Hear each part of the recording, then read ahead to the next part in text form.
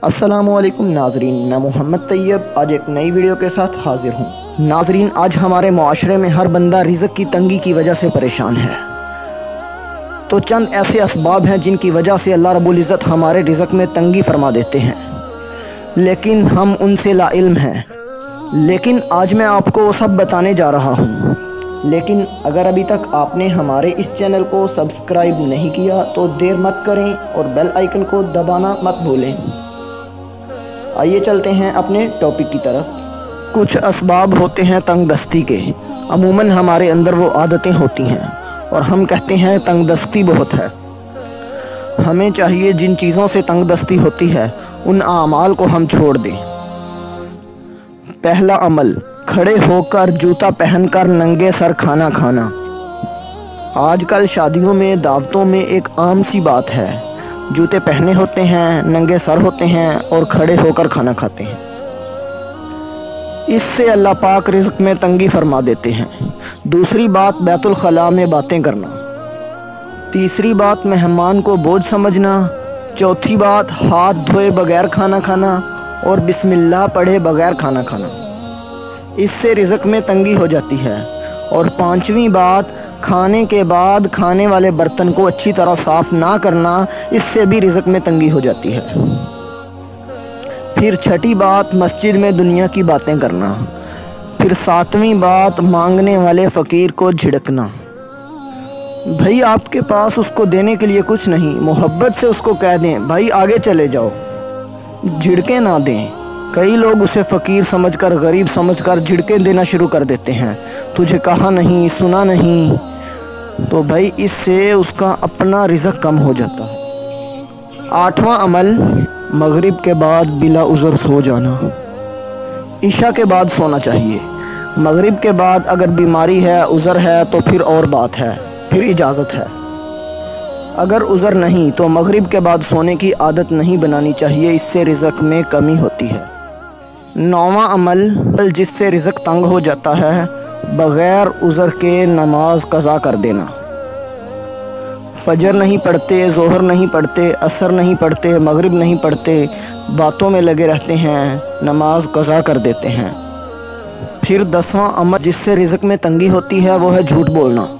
और आजकल झूठ की इब्तिदा माँ बाप बच्चे से ही कर देते हैं। फिर 11वां अमल जिससे रिज़्क़ में तंगी होती है, अपने अहले खाना से हर वक्त लड़ते रहना। ये गुनाह आज के दौर में आम हो गया है। जिस घर में देखो खावंद बीवी पर बरसता है, बीवी भी चुप नहीं रहती, आगे से जवाब देती रहती है। इस नोक झोंक के बदले अल्लाह पाक उनके रिज़्क़ में तंगी फरमा देते हैं। 12वां अमल जिससे रिज़्क़ में तंगी होती है वो है गाने बजाने में दिल लगाना। गाने पसंद होते हैं तो आप देखें हर वक्त गाड़ियों में टूं टूं होती रहती है, गाने लगे रहते हैं, म्यूज़िक लगा रहता है। फिर 13वीं चीज़ जिससे रिज़्क़ में तंगी होती है वो है औलाद को बुरा भला कहना।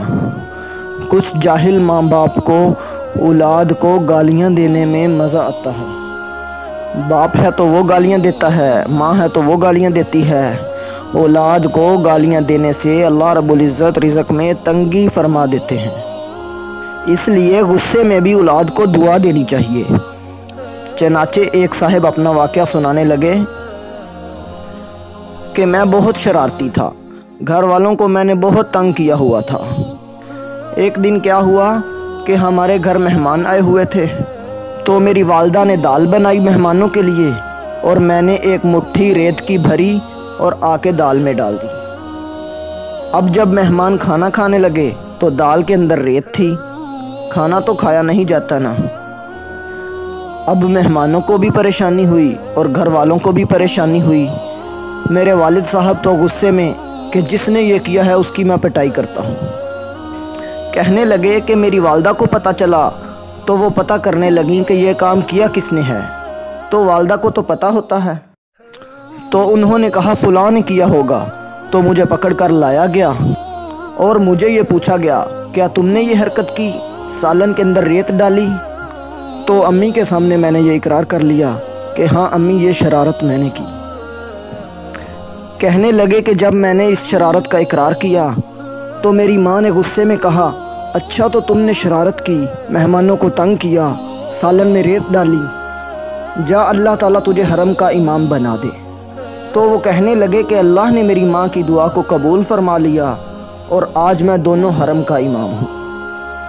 یہ واقعہ کس کا تھا؟ قاری عبد الرحمن سدیس کا تھا۔ انہوں نے اپنی زندگی کا واقعہ سنایا کہ میں نے یہ حرکت کی تھی اور میری ماں نے مجھے یہ دعا دی تھی کہ اللہ تجھے حرم کا امام بنائے، اور اللہ نے مجھے حرم کا امام بنا دیا۔ اور 14واں عمل، بے وضو قرآن مجید کو ہاتھ لگانا۔ بعض لوگ قرآن مجید کی بے حرمتی کرتے ہیں، وضو کے ساتھ ہاتھ لگانا چاہیے تو وہ بے وضو بھی ہاتھ لگا لیتے ہیں۔ تو بے وضو قرآن مجید کو ہاتھ لگانے سے بھی اللہ پاک رزق میں تنگی فرما دیتے ہیں۔ اور 15واں عمل، غیر محرم کو بے دھڑک دیکھنا۔ بعض نوجوان کہتے ہیں کہ ہوتا تو کچھ نہیں، غیر محرم کو دیکھو مزے اڑاؤ۔ تو غیر محرم کو دیکھنے سے اللہ تعالیٰ بندے کو رزق کی تنگی میں مبتلا فرما دیتے ہیں۔ اگر آپ کو ہماری یہ ویڈیو پسند آئی تو اسے لائک کریں اور زیادہ سے زیادہ شیئر کریں۔